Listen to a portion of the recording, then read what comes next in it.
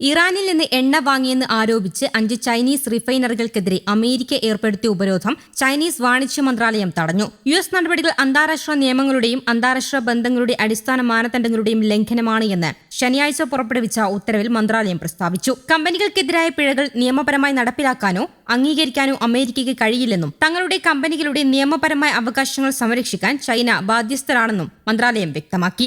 ഏപ്രിലിലാണ് US treasury 5 Chinese റിഫൈനറികൾക്കെതിരെ ഉപരോധം ഏർപ്പെടുത്തിയത്. Hengli petrochemical refinery, Shandong Jinsheng petrochemical group, Hebei Xinhai chemical group, Shouguang Luqing petrochemical, Shandong Shengxing chemical എന്നിവർക്കെതിരെയാണ് ഉപരോധം. Hengli petrochemical refinery ഇറാനിൽ നിന്ന് കോടിക്കണക്കിന് ഡോളറിന്റെ എണ്ണ ഇറക്കുമതി ചെയ്തതായി അമേരിക്ക ആരോപിച്ചു. അവസാനത്തെ 4 കമ്പനികൾ ചെന്നൈയിലെ ചെറുകിട സ്വതന്ത്ര റിഫൈനറികളാണ്. ചൈനയുടെ ആകെ ശുദ്ധീകരണ ശേഷിയുള്ള 4-1 ഇവയാണ് കൈകാര്യം ചെയ്യുന്നത്. ചൈനയുടെ ഈ നീക്കം തെഹ്റാനിൽ നിന്നുള്ള എണ്ണ വരുമാനം കുറയ്ക്കാനുള്ള വാഷിംഗ്ടണിന്റെ ശ്രമങ്ങൾക്കുള്ള നേരിട്ടുള്ള വെല്ലുവിളിയാണെന്ന് നിരീക്ഷിക്കുന്നു. സാമ്പത്തിക സ്രോതസ്സുകൾ തടയാനുള്ള അമേരിക്കയുടെ ശ്രമങ്ങൾക്ക് ചൈന നൽകുന്ന ശക്തമായ തിരിച്ചടിയാണിത്. ഈ മാസം അവസാനം US president Donald Trump China സന്ദർശിക്കാനിരിക്കെയാണ് ഈ നീക്കം എന്നത് ശ്രദ്ധേയമാണ്. ചൈനയുമായി വ്യാപാര ബന്ധം കടുപ്പിക്കുന്ന യുഎസിനെ നിലക്കു നിർത്താൻ അവരുടെ തന്നെ തന്ത്രങ്ങൾ തിരിച്ചു പ്രയോഗിക്കുകയാണ് ചൈന.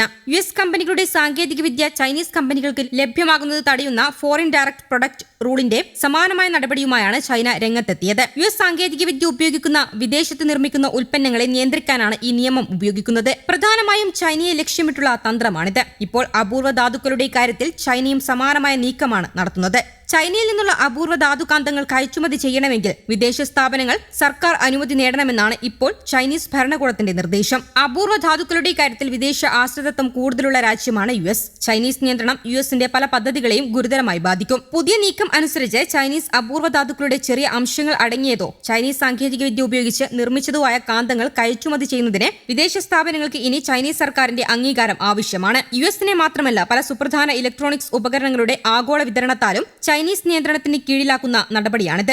ഉദാഹരണത്തിന് ചൈനയിൽ നിന്ന് ശേഖരിച്ച അപൂർവ ധാതുക്കൾ അടങ്ങിയ ഫോണുകൾ ഓസ്ട്രേലിയയ്ക്ക് വിൽക്കുന്നതിന് ദക്ഷിണ കൊറിയയിലെ ഒരു സ്മാർട്ട് ഫോൺ നിർമ്മാതാവ് ചൈനയുടെ അനുമതി തേടേണ്ടതുണ്ട്. ചില വിദേശ കമ്പനികളെ തടയുന്ന യുഎസ് എൻറ്റിറ്റി ലിസ്റ്റിന് സമാനമായി വിശ്വസിക്കാൻ കൊള്ളാത്ത സ്ഥാപനങ്ങൾ അൺറിലയബിൾ എൻറ്റിറ്റി ലിസ്റ്റ് എന്നൊരു സംവിധാനം 2021 ചൈന കൊണ്ടുവന്നിരുന്നു. ട്രംപ് അധികാരത്തിൽ വന്നതിന് പിന്നാലെ ഫെന്റാനൈലിന്റെ പേരിൽ രാസവസ്തുക്കൾക്ക് ട്രംപ് 10% തീരുവ ഏർപ്പെടുത്തിയതിന് മറുപടിയായി യുഎസ് കമ്പനികളായ PVH ഗ്രൂപ്പിനെയും ബയോടെക് കമ്പനിയായ ഇലുമിനയെയും ചൈന അതിന്റെ വിശ്വസിക്കാൻ കൊള്ളാത്ത സ്ഥാപനങ്ങളുടെ പട്ടികയിൽ ചേർത്തു. മാർച്ചിൽ 10% തീരുവ രണ്ടാമതും ഏർപ്പെടുത്തിയപ്പോൾ കൂടുതൽ യുഎസ് കമ്പനികളെ കരിമ്പട്ടികയിൽ ചേർക്കുകയും പ്രതിരോധ സ്ഥാപനങ്ങളെ ലക്ഷ്യമിട്ട് കയറ്റുമതി നിയന്ത്രണങ്ങൾ വിപുലീകരിക്കുകയും ചെയ്തു. തുടർന്ന് ടങ്സ്റ്റൺ, ബിസ്മത്ത് പോലുള്ള നിർണായക വസ്തുക്കളുടെ കയറ്റുമതി നിയന്ത്രണങ്ങൾ ഏർപ്പെടുത്തി. ലിബറേഷൻ ഡേ താരിഫ് എന്ന് പേരിട്ട രാജ്യങ്ങൾക്കെതിരെ ട്രംപ് നികുതി പ്രഖ്യാപിച്ചിരുന്നു. ഇതുപ്രകാരം ചൈനയ്ക്ക് 125% നികുതി ചുമത്തിയത്. ഇതിന് മറുപടിയെ അപൂർവ ധാതുക്കളുടെ കയറ്റുമതി താൽക്കാലികമായി നിർത്തിവെക്കുകയും കൂടുതൽ യുഎസ് സ്ഥാപനങ്ങളെ കരിമ്പട്ടികയിൽ ചേർക്കുകയും ചെയ്തു. യുഎസ് കയറ്റുമതി നിയന്ത്രണങ്ങൾ സ്വന്തം സാമ്പത്തിക വികസനത്തെയും രാഷ്ട്രീയപരമായ തിരഞ്ഞെടുപ്പുകളെയും എത്രത്തോളം തടസ്സപ്പെടുത്തുന്നുവെന്ന് ബീജിംഗ് തിരിച്ചറിഞ്ഞു. ഇതേ തുടർന്നാണ് തിരിച്ചടിയായി തന്ത്രങ്ങൾ മുൻകൂട്ടി കണ്ട് ആവിഷ്കരിച്ചത്.